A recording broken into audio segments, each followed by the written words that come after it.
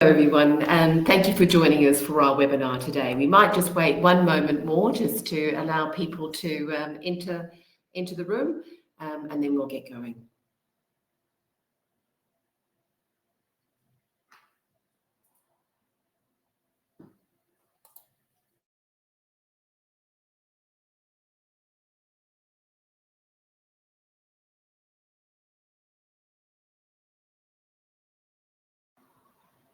All right, let's begin.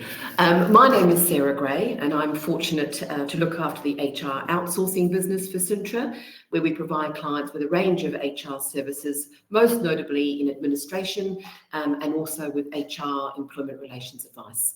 We run regular webinars like these, and if it's your first time joining us today, a big welcome. During this presentation, if you have any questions, please feel free to post these in the chat area, and Ellie, who's working with me today, will take note of these so we can address them at the end.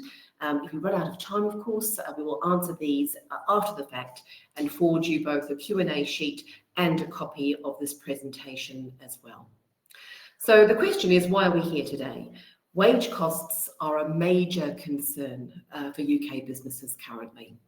The Office of National Statistics recently reported that for businesses with 10 or more employees, the cost of labour was cited as their main challenge. We also know that employers are facing the biggest redundancy surge in decades as hiring confidence plummets, and this is generally due to the cost of labour. So what we want to do today is to help you tackle wage rise costs and minimise the effect of these. What we'll focus on is how the national minimum wage impacting on business, the cost of non-compliance if you don't pay the correct wages, some common pitfalls that cause employers to pay under national minimum wage, and also importantly, the factors that influence high employee costs and some strategies on how you can avoid these. Many of you will have attended the recent webinar that we put on with CIPP and be familiar with these amounts, so we won't need to spend too much time on these individually, except perhaps to just say that the average increase in wages for people employed on an hourly rate is 13.66%.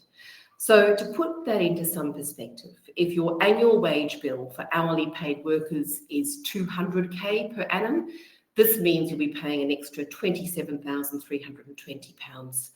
Or if it's 500K, that will be an extra 68,300. Of course, 1 million, we're talking about an extra 136,600. And remember, the Labour government, as part of their employment manifesto, said that they would deliver a genuine living wage for everyone. So this means that the removal of age rates for national minimum wages is likely to occur during their first term in government. We can see from these figures that the greatest increase is for the lowest age wage band. They get a hike of about 18%. 16.3% for 18 to 20-year-olds, and a relatively small increase of 6.7% for the 21-plus-year-olds. And of course, we know that there are some measures to counteract the increase of these through the National Employment Insurance contributions, and employers will be able to use the employment allowance.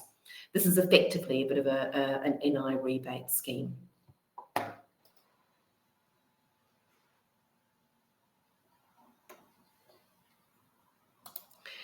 So here we've got a little bit of a survey. Do you know what percentages your wage costs are as part of your overall company costs? We don't need to know what, but just if you can answer a yes or a no, if you know what the percentage of your wage costs are as part of all your company costs, that would be good. I'll give you a minute or two to put in a response.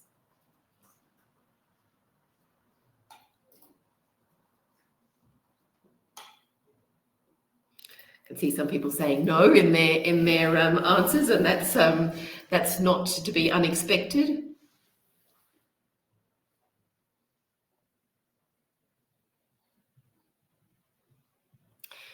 Thank you. There's quite a number of responses through, and interestingly, it's about 60% for no and 40% for yes. So it's interesting. it's one of those things that you probably should know. It's worth finding out if you don't, and you'll probably be surprised.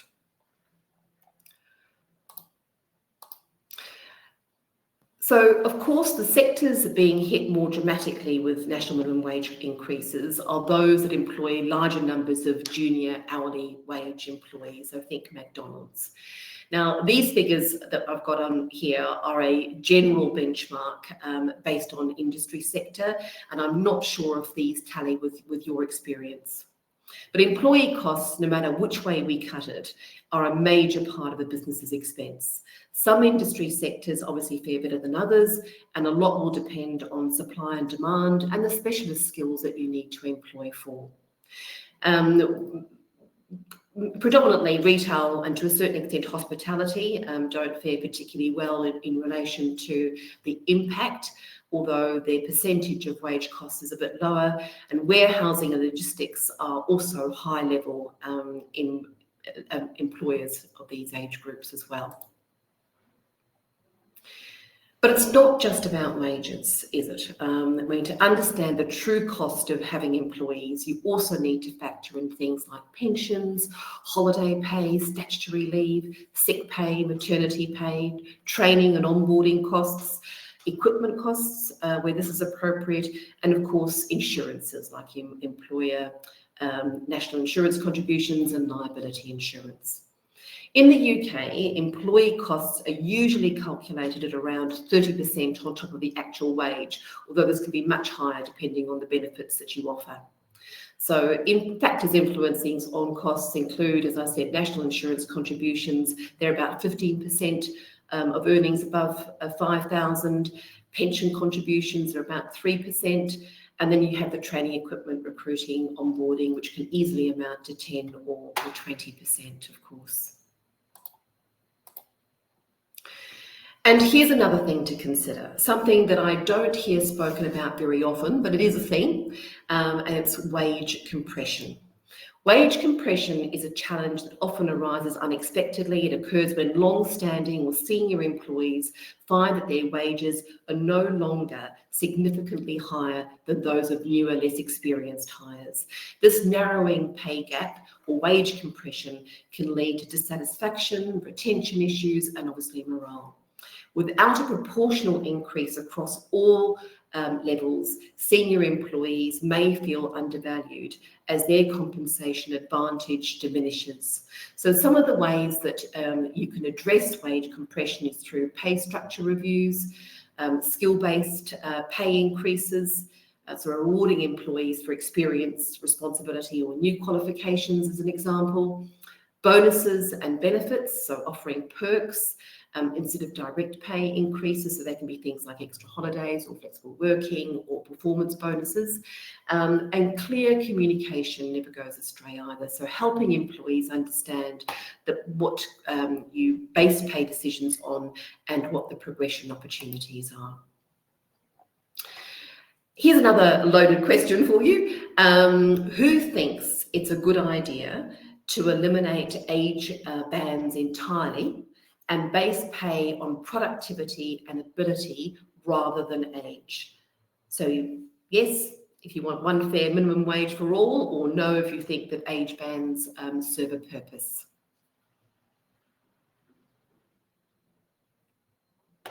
Just letting those come through. Ah, interesting. Kind of even at the moment. Yes is edging slightly above. So we're now at about 50% saying yes, and about 43% are saying no.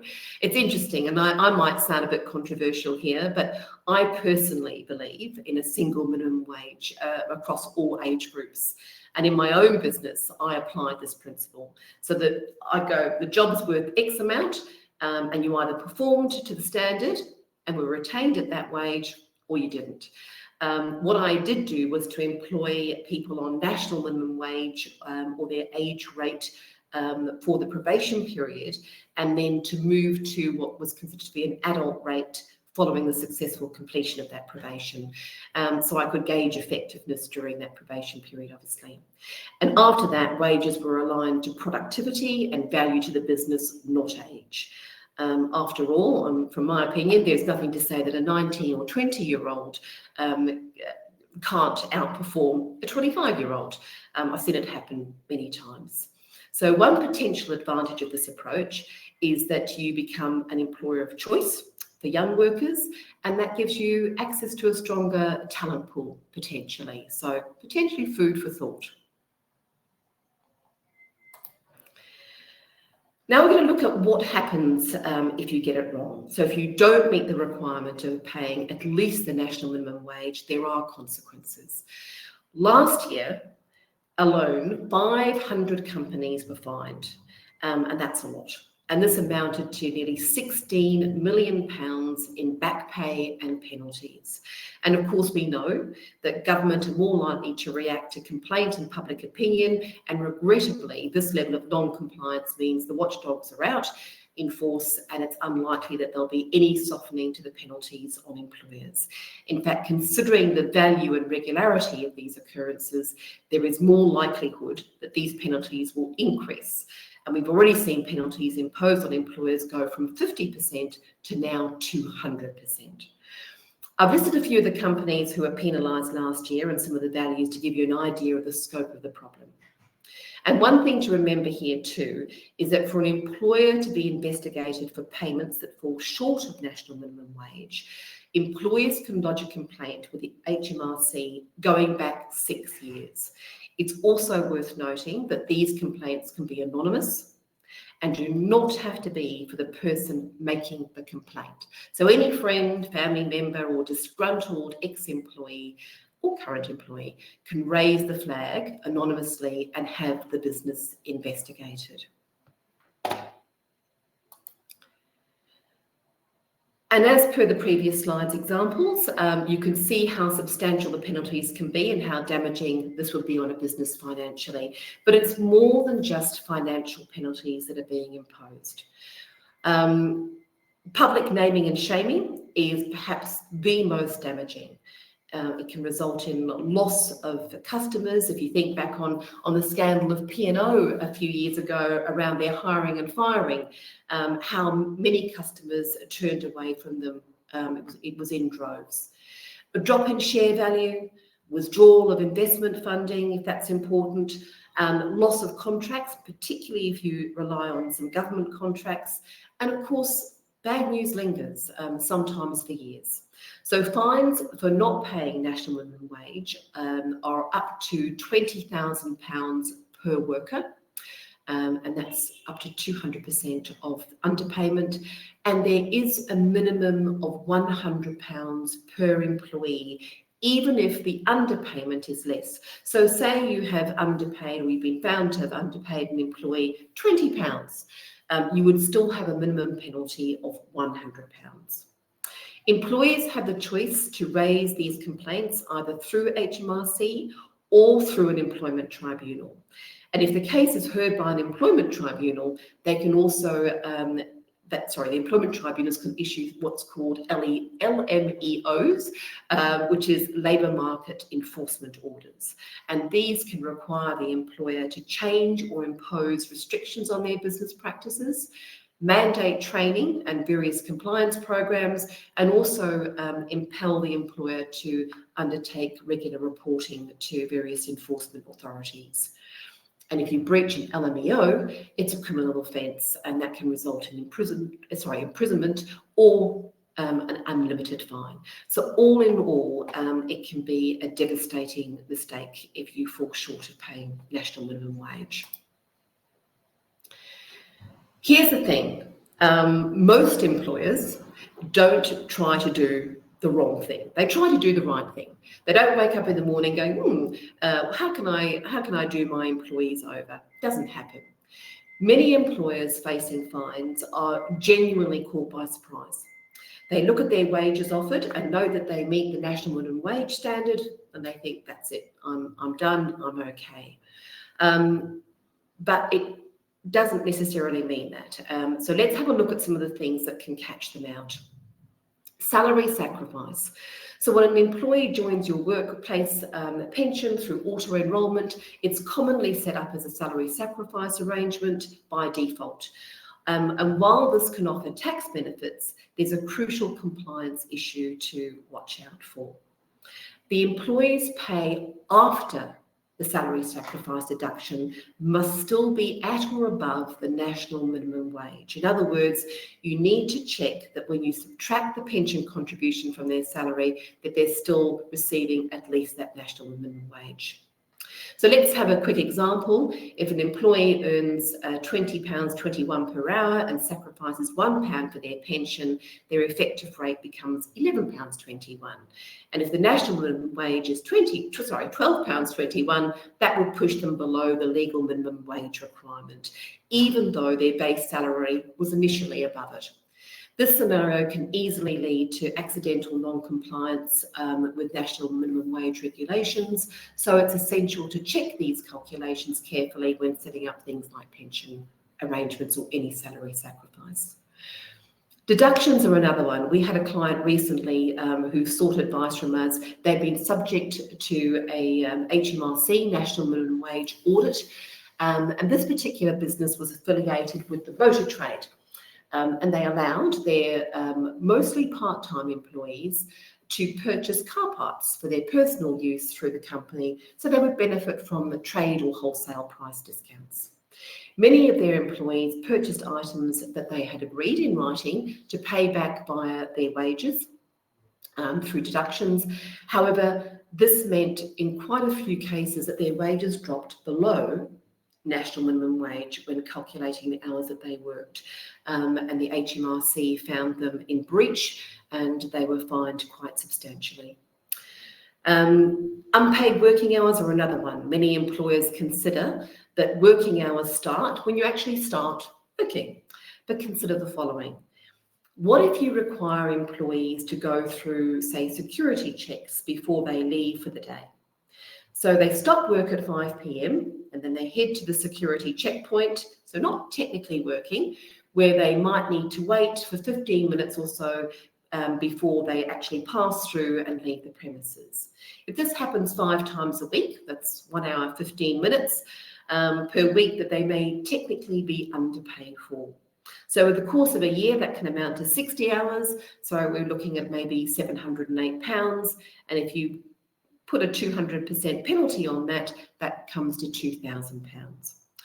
Or what if you have a requirement for your team to attend a before start of shift briefing? That time could be technically work time and should be accounted for in your working hours. If you run a cafe, the shop might close at 3 p.m. in the afternoon, but then the cleanup and closing might take a further 30 minutes. Those minutes must be accounted for in your timesheets and your pay slips. And if an employee is required to do mandatory training online, this must be provided time within your normal working scope of hours, or it could be classified as time that is unpaid, and that might take you below the national minimum wage.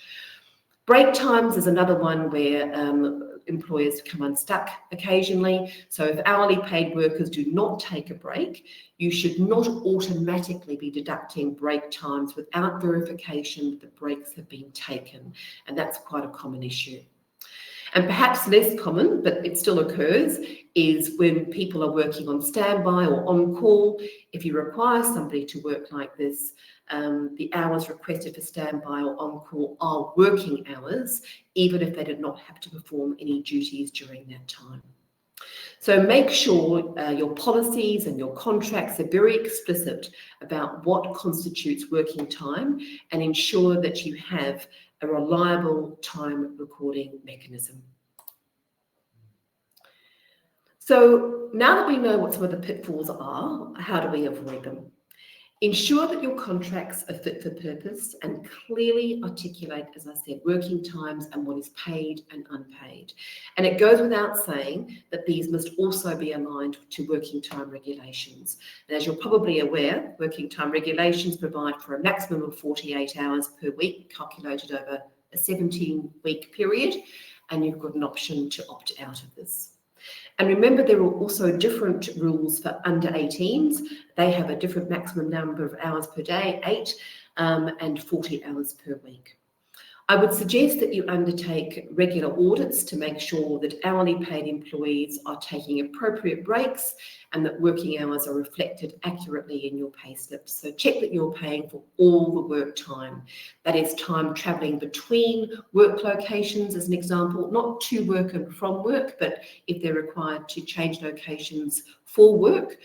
And that rest breaks are set at 10 minutes for each shift over 6 hours, with at least 11 hours of non-work or rest time between shifts. And they have at least 24 hours of consecutive rest in every week period. And if you use rounding up or down for your start times, make sure you round to the nearest 5 to 10 minutes and that it's not always in the employer's favour.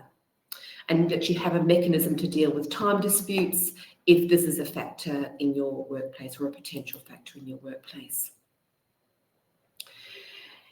It is easy to get caught up in hourly rates or salaries, but that is only one of the issues that impact on our overall business financial viability and our employee costs.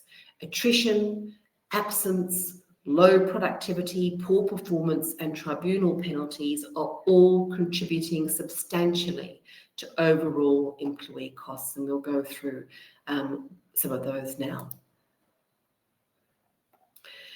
Churn, attrition, the revolving door, call it what you will. If you employ people and they don't stay until they're at the point of working productively, you are losing money, and a lot of it.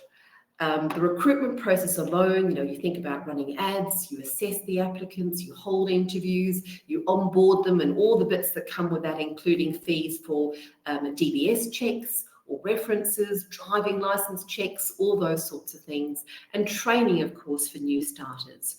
Not just for them, but think about the time out of the people in your team that help to train them, help to mentor them, and actually do the training. It all costs money. This may come as a bit of a shock. It's a survey done a few years ago now, but I think it still holds some weight. 91% of new employees said they would consider leaving their job in the first month of employment, and that went up to 93% who said that they would consider leaving their job during probation. So that's quite substantial numbers. The best way to keep employees from leaving during probation or leaving early, and to avoid the unnecessary cost and waste of money that you've set up from recruitment, is to set them up for success from day one. A strong onboarding process not only helps new hires become productive faster, but it also prevents experienced employees from feeling like they're constantly training newcomers who don't stick around. So 6 effective steps to manage probation is this. Break it down. Don't treat probation as one long stretch. So if your probation is 3 months or maybe even 6 months, instead divide it into smaller bite-sized pieces, each with clear constructive activities. During that time, set measurable role-specific goals. So for instance, a young apprentice's first 2 weeks might focus on things like understanding the company, knowing where to find key information, attending some mandatory training, and showing up on time.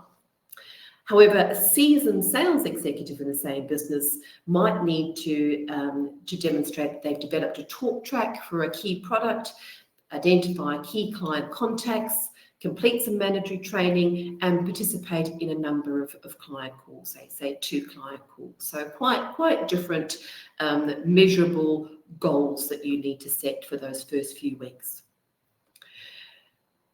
Schedule regular check-ins, have a mix of both formal and informal reviews, and communicate these expectations up front to a new starter. Each meeting should have a clear purpose, so new hires know exactly what you'll be discussing in those meetings or what they need to demonstrate. And here is my favourite, address issues early. If something isn't right, act on it immediately. Don't ignore red flags or let problems linger. Support your managers, ensure that your line managers have the guidance and confidence to address any issues of concern, especially those that might be a little bit outside of their comfort zone. And lastly, and very importantly, be ready to make some tough decisions. If necessary, extend a probation period, but only in exceptional circumstance would be my advice. And if termination is the right decision, it should never be a surprise, right? A well-structured schedule of meetings and feedback ensures transparency, and it identifies if somebody is going off the rails or is not meeting the standards that you expect. So if you do have to terminate within probation or completion of probation, as I say, it shouldn't come as a surprise.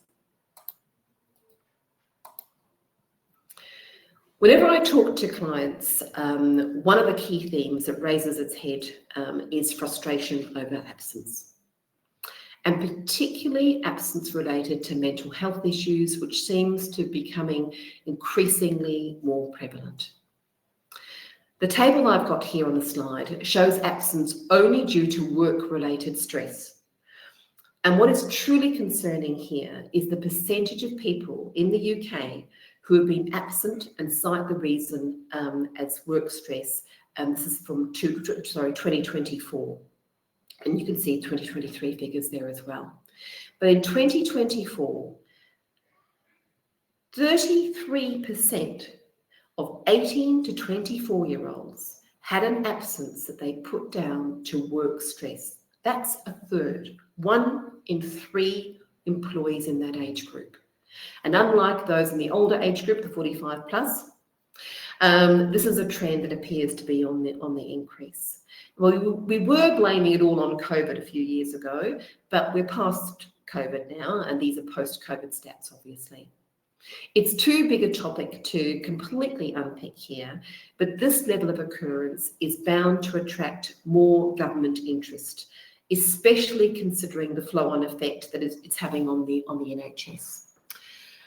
And remember, in the Labor government's employment manifesto, they mentioned that they were reviewing or looking at putting health and safety legislation to put mental health on a par with physical health in the workplace. That's something that I have experience with. They did it in Australia. They've done it in a number of other countries around the world too. And what it has translated into is that it means conducting audits on the potential risk of mental health based on job roles and the work environment. And trust me, it's not something that we would like to come in as a mandatory requirement here. It's particularly onerous. It's very difficult. And it will place a burden on employers. So if you are able to put in measures that helps reduce workplace stress now, that might be a good way of counteracting that issue if it comes down the track.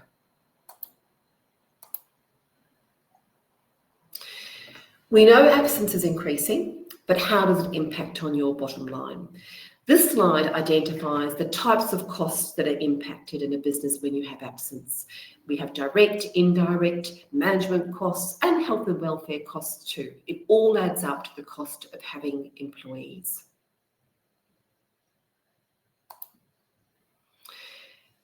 I've done a little bit of an example here, so let's look at exactly how this impacts on your costs. I'm using an example based on an employee who earns $30,000 and has company sick pay for, let's say, 20 days.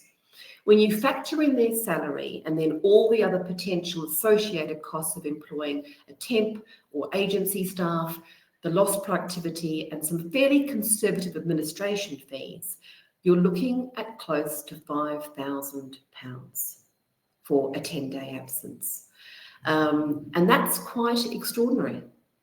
And when you're looking at your costs, when you're looking at your wage bills, as I try and say, it's not just about the wages that you offer and that you pay.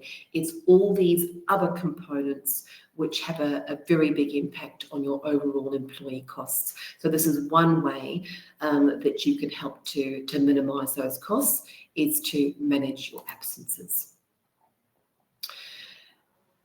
Key to this is intervening quickly. I'm always amazed at how many employers allow long periods of no communication when somebody goes off sick. They just blindly accept the doctor's footnote that gets emailed to them periodically on a regular basis, and they have no communication with employees at all. So here's the first rule. Don't let an absent employee go to ground. The longer you leave it to communicate, the easier it is for them to stay away. Right? You don't have to talk to somebody. That absence just goes on and on and on. It's not difficult for them. They don't have to address the issues, and you are blindly just allowing it to happen. So have a good absence policy that sets out the expectations of engagement for your employees, and importantly, uphold that policy. So some people have policies that say you must have regular contact. They identify what that contact is, but they don't enforce it. If you don't enforce it, it's not worth having it written down. So I'm going to sound very cynical here, but I never fail to be amazed at how quickly an employee returns to good health at the point that statutory sick pay runs out. It's like the panacea for ill health. But I'm also astounded how rarely employers use occupational health assessments. Please do it. They work in getting employees back to work, and they provide an objective view that you can rely on.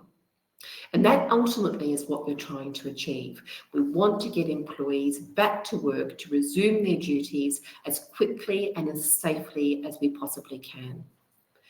And of course, there are always the very sad situations where somebody has a chronic illness or condition that stops them working. Knowing when to make the judgment call is important, and also how you communicate and support employees in these situations if you have to terminate their employment based on medical capacity.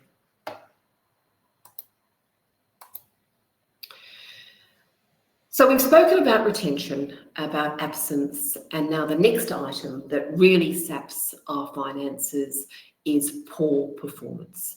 Or just performance that's not at its best, mediocre performance. It's a silent killer of profit in the workplace.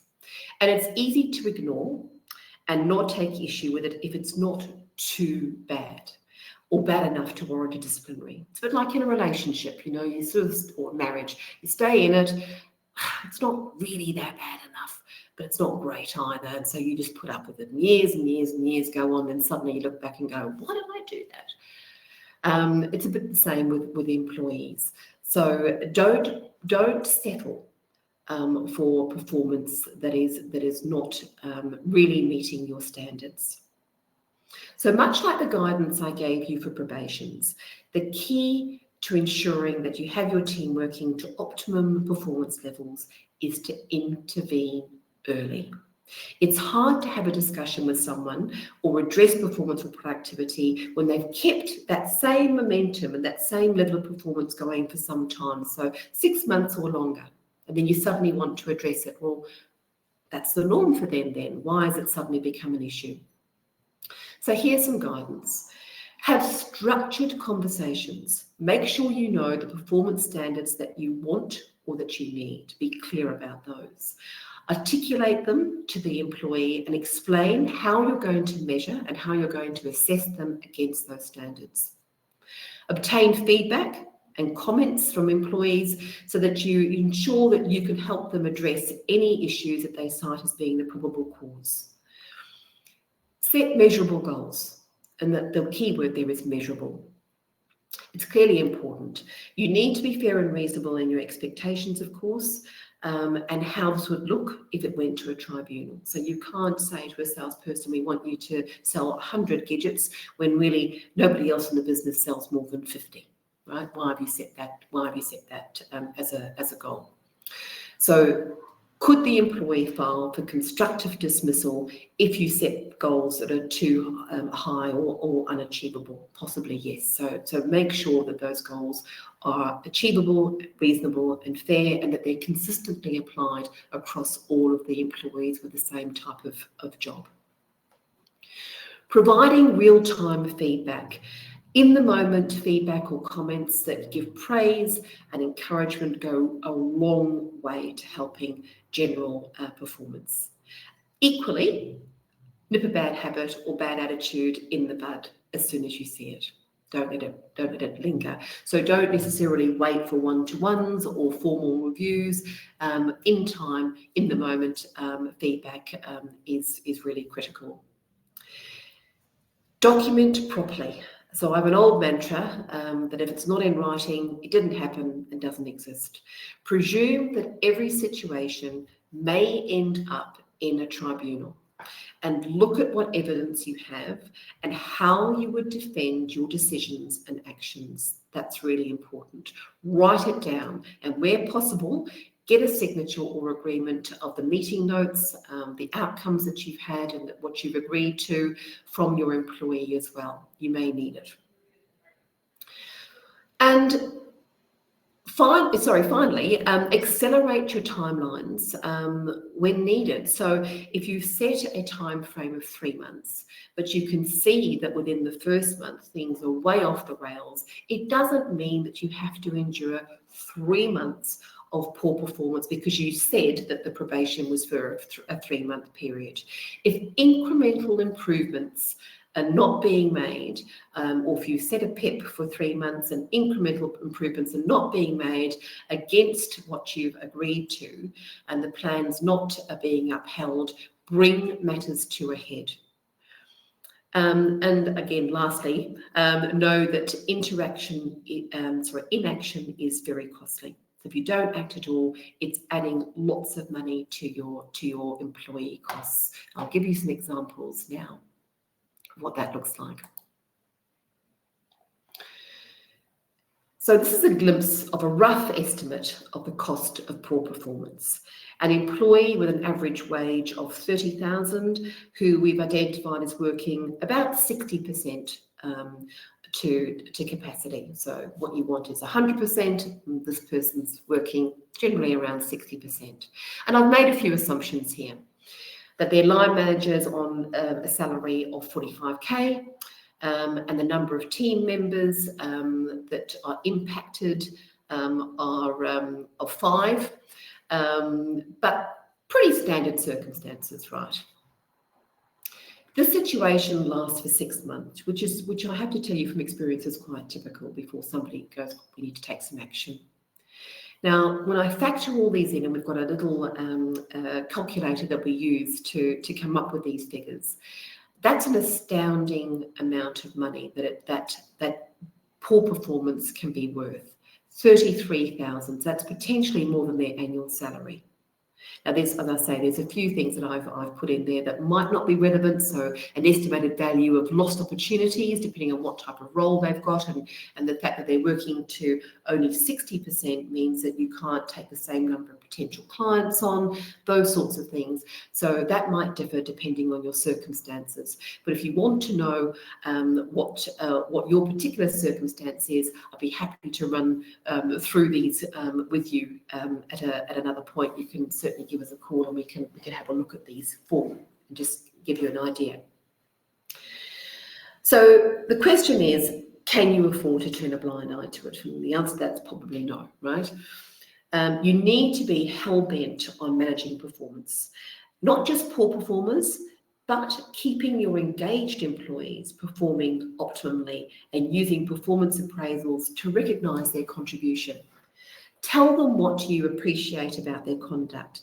Tell them what you like about their performance, and create a positive, outcome-focused vision and culture through that. I happen to love performance appraisals with my team. It really gives me an opportunity to one-on-one sing their praises and talk to them about what I really recognise that they do well.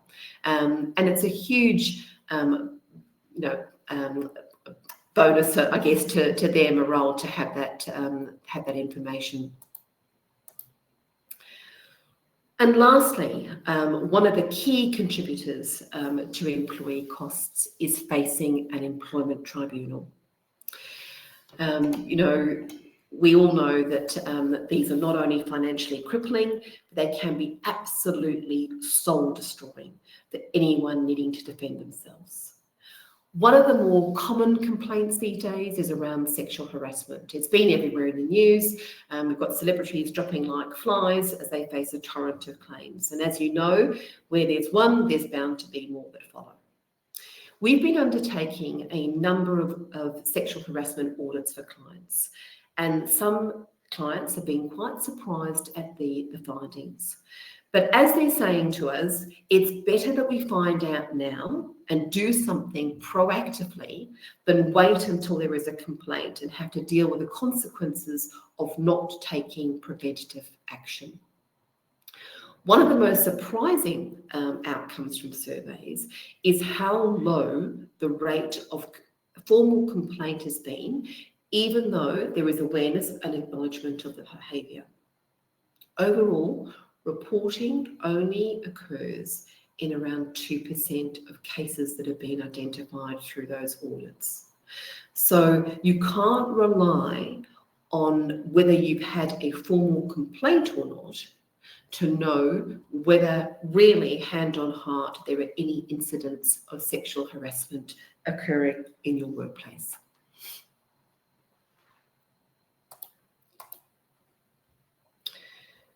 The actual cost of a sexual harassment claim is substantial, and unlike other claims heard by the Employment Tribunal, there is no cap to the maximum amount of compensation that can be provided to a victim of sexual harassment. Since legislation changed in October last year, all successful claims now that go through the tribunal must pass a preventative action test by the tribunal for employers. Otherwise, they have the power to uplift the claim by a further 25%. So if somebody gets £200 compensation, if the tribunal undertakes an investigation to see whether you have actively taken preventative measures, so not that you've just responded to it well, but you have to have taken preventative measures. You have to have been able to have foreseen this. If you haven't done that, they will uplift the claim by potentially another 25%. And one of the only ways that you can really demonstrate that you've taken preventative action is to go through an audit where you look at the levels of probability, the levels of risk that might occur with your various employees, and depending on the environments that they work in and who they deal with. That's the only way that you really can demonstrate, and that's something that was put out by the Equal Employment Commission. This gives you an idea of the type of claim and the cost of the penalties involved. So let's have a look at this. The first one, £1.3 million of compensation awarded. So a female employee who complained about inappropriate comments being made to her. She complained to her line manager, and he had suggested to her that she take a more submissive role at work, given that she was a woman. And he also joked, probably called it banter, but he probably would be as demanding as she was if he had breasts like her as well. So obviously completely inappropriate. But that cost the business £1.3 million. The next one, an 18-year-old working in retail, complained about some unwelcome physical contact, inappropriate comments that were being made from customers. So she complained to her line manager, and instead of working with her and dealing with that issue, he suggested to her that she should really take that as a compliment. Don't be upset about it, just take it as a compliment. And of course, that didn't go down well, as it shouldn't. And that person received £50,000 in compensation. So you can see how easily these things get derailed, and how what the consequence of that can be.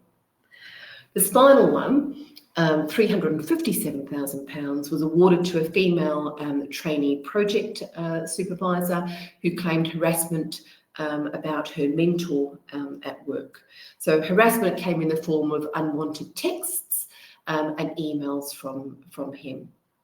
He was emailing her things like, can't wait to see you in the morning, darling, or sweetie, or kiss, kiss, kiss, those sorts of things. So she claimed sexual harassment and made a complaint, but despite the complaint, he was not removed as her mentor. She still had to deal with him. And in fact, he changed his behaviour in a negative way, and she suffered victimisation as a result of making the complaint.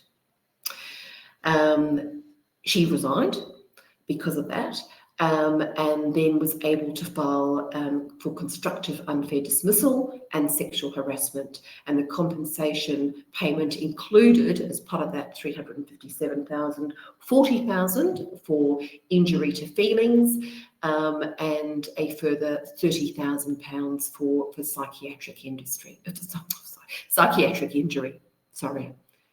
So you can tell that those are very substantial. So when you're looking at employee costs, you do need to think about tribunal compensation or claims as part of what can lead to increased costs and be very damaging, as I said, on your bottom line as a business.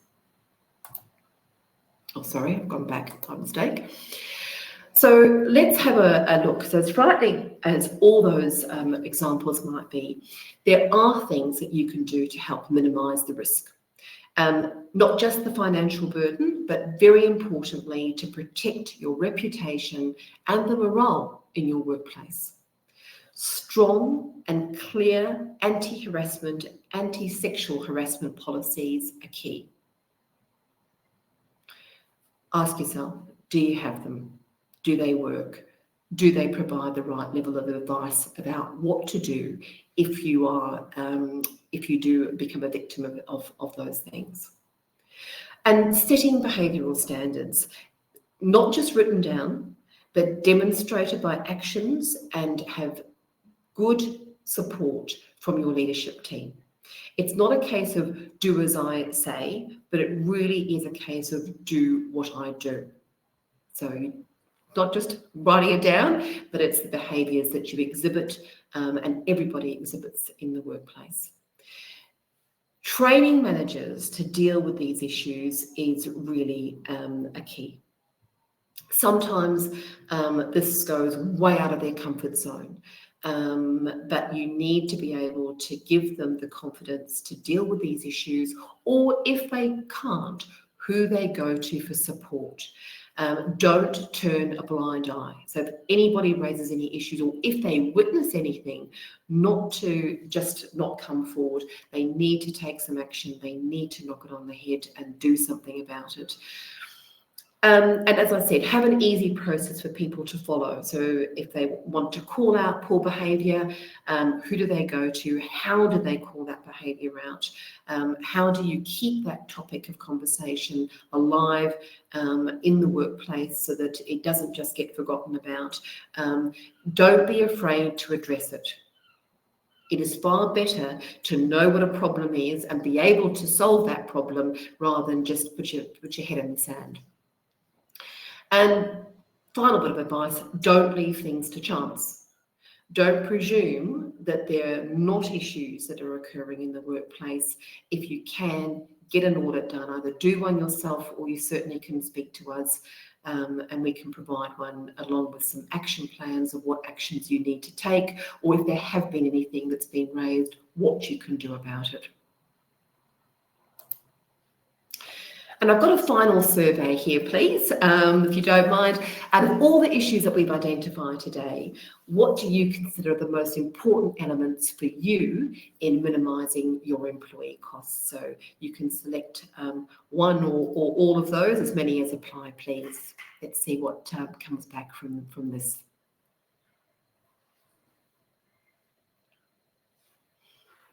Oh, great, got some things coming through.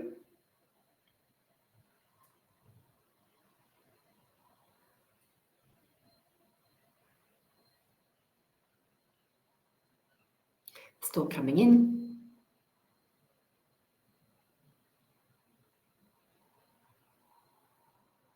Just give it a minute more.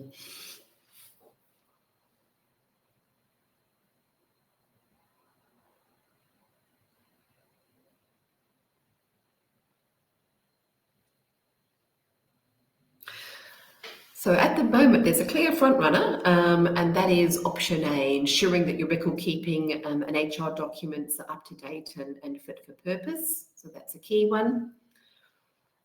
Second is option D, which is managing absence. And then the next is option C, managing poor performance. I'm surprised that's not a bit higher, but you know, as the third option, but that's good if you're not having issues with that. Great. And then option B, managing staff retention, and the last one is keeping out of employment tribunals. Of course, that's never an issue until it happens, right? It's a bit like, you know, you don't worry about having an accident until it happens, and then you're thankful that you've got the insurance to cover it. Thank you very much for participating in that survey. And lastly, do you have, it's a chance for you to let us know if there's anything that we can help you with, if there is an issue or problem that you have, then certainly please get in touch, and we'll be able to give you some advice. So basically, that's it, folks. Thank you very much for your time today. We look forward to hosting more of these in the future and having your company. And if in the meantime, we wish you well in everything HR. A copy of this presentation will be sent out to you in due course, and we'll also collate any of the questions that have come through. Ellie, there's been a few questions. So we'll go through those questions on a Q&A sheet. We'll provide the answers. So even if they're not your questions, you'll still get a tally of what they are and some answers they might help you. And we'll send those out with the presentation as well. Thank you very much. And bye from me. I hope you've enjoyed it. Thank you. Bye-bye.